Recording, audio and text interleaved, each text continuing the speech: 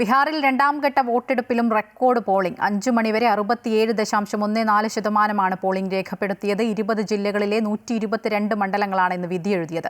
ഒന്നാം ഘട്ടത്തിൽ 65.8% പോളിംഗ് ആണ് രേഖപ്പെടുത്തിയത്.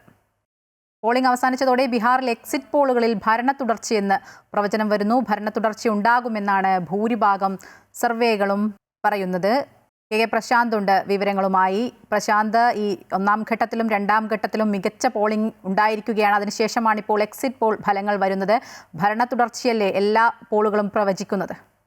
മായ, 2 ഘട്ടങ്ങളിലും റെക്കോർഡ് ഭൂരിപക്ഷം അല്ലെങ്കിൽ റെക്കോർഡ് പോളിംഗ് ആണ് രേഖപ്പെടുത്തിയത്. 65% ഒന്നാം ഘട്ടത്തിലെങ്കിൽ 67% കഴിഞ്ഞിരിക്കുന്നു. ഇപ്പോൾ രണ്ടാം ഘട്ടത്തിലേക്ക് എത്തുമ്പോൾ ആദ്യഘട്ടത്തിൽ 121 സീറ്റുകളിലേക്കാണ് വോട്ടെടുപ്പ് നടന്നത്. രണ്ടാം ഘട്ടത്തിൽ 122 സീറ്റുകൾ എന്ന നിലയിൽ തന്നെയാണ്. ആദ്യഘട്ടത്തിൽ കഴിഞ്ഞ തെരഞ്ഞെടുപ്പിൽ 2020 വലിയ മേൽക്കോയ്മ നേടാൻ നിലവിൽ മഹാസഖ്യത്തിന് കഴിഞ്ഞ സീറ്റുകളായിരുന്നു. പക്ഷേ അവിടെയും ഇപ്പോൾ ഈ 2 ഘട്ടങ്ങളിലായി നടന്ന തെരഞ്ഞെടുപ്പിന്റെ ആദ്യഘട്ടത്തിലും രണ്ടാം ഘട്ടത്തിലും വലിയ മേൽക്കോയ്മ NDAക്ക് പ്രവചിക്കുന്നു എന്നുള്ളതാണ് പ്രധാനപ്പെട്ട കാര്യം. സുപ്രധാന സർവേകൾ 5 സർവേകൾ കൃത്യമായി തന്നെ ഭരണ തുടർച്ചയാണ് പ്രവചിക്കുന്നത്. അത് ദൈനിക് ഭാസ്കർ ഉണ്ട്, ചാണക്യ ഉണ്ട്, പീപ്പിൾ ഇൻസൈറ്റ് ഉണ്ട്, പീപ്പിൾസ് പ്ലസ് ഉണ്ട്, പി മാർക്ക്, ഇങ്ങനെ 5 സർവേകളാണ് പ്രധാനമായും NDAക്ക് വ്യക്തമായ മേധാവിത്വമുണ്ട്. അത് ചെറിയ ഒരു വ്യത്യാസം എന്ന നിലയിലല്ല, വലിയ ഭൂരിപക്ഷമാണ് പറയുന്നത്. ദൈനിക് ഭാസ്കർ NDA 145 മുതൽ 160 സീറ്റ് വരെ നേടുമെന്നാണ് പറയുന്നത്. മഹാസഖ്യം 73 മുതൽ 91 സീറ്റ് വരെ നേടും എന്നുള്ളതാണ്.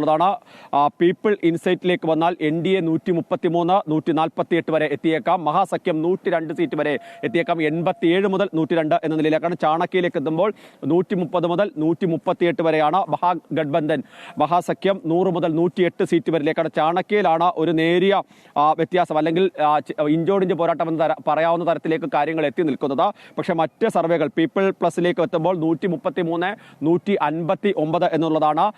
159 എന്നുള്ളത് NDAയുടെ സീറ്റ് നിലയായി കണക്കാക്കപ്പെടുന്നു. മഹാസഖ്യത്തിൻ്റെത് 101 വരെ മഹാസഖ്യം എത്തിയേക്കാം എന്നുള്ളതാണ്. പി മാർക്കിലേക്ക് വരുമ്പോൾ 142, 162 എന്നുള്ളതാണ്. മഹാസഖ്യം അവിടെ 98ലേക്ക് മാത്രം ഒതുങ്ങും എന്നുള്ളതാണ്. ഇതിൽ എടുത്തു പറയേണ്ട പ്രധാനപ്പെട്ട കാര്യം, ഈ പ്രശാന്ത് കിഷോറിന്റെ ജൻ സ്വരാജ് പാർട്ടി, ആ പാർട്ടി വലിയ നേട്ടമുണ്ടാക്കില്ല എന്നുള്ളതാണ്. അതായത് എല്ലാ സർവേകളിലും ഏറ്റവും കൂടിപ്പോയാൽ 5 സീറ്റ് വരെ നേടും എന്നുള്ളതാണ്.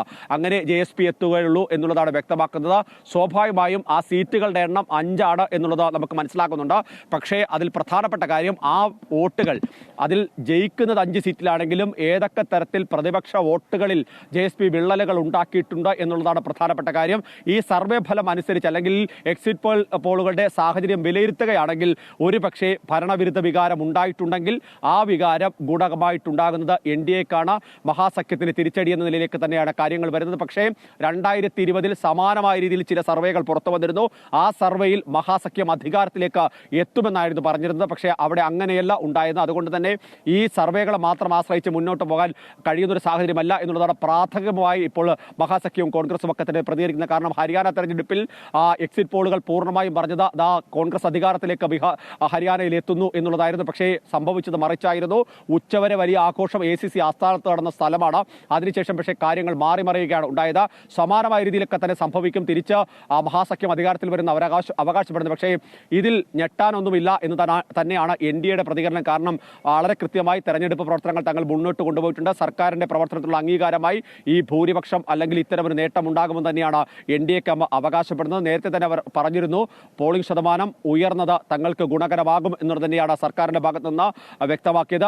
അതിനി ഏത് തരത്തിലാകുമെന്ന് 14-ാം തീയതി വരെ കാത്തിരിക്കുക. ഏതായാലും എക്സിറ്റ് പോളുകൾ പ്രതിപക്ഷത്തിന് ആശങ്കയുണ്ടാക്കുന്നതാണ്, ഭരണപക്ഷത്തിന് ആശ്വാസമാണുമായ. തീർച്ചയായും വോട്ടെടുപ്പിന് ശേഷം ഇപ്പോൾ ബീഹാറിൽ എക്സിറ്റ് പോളുകൾ വന്നു തുടങ്ങി. അതിൽ NDAക്ക് ഭരണ തുടർച്ചയാണ് പറയുന്നത്. 5ഓളം സർവേകളും NDAക്ക് അനുകൂലമായാണ് പറയുന്നത്. കെ പ്രശാന്താണ് വിവരങ്ങൾ നൽകിയത്.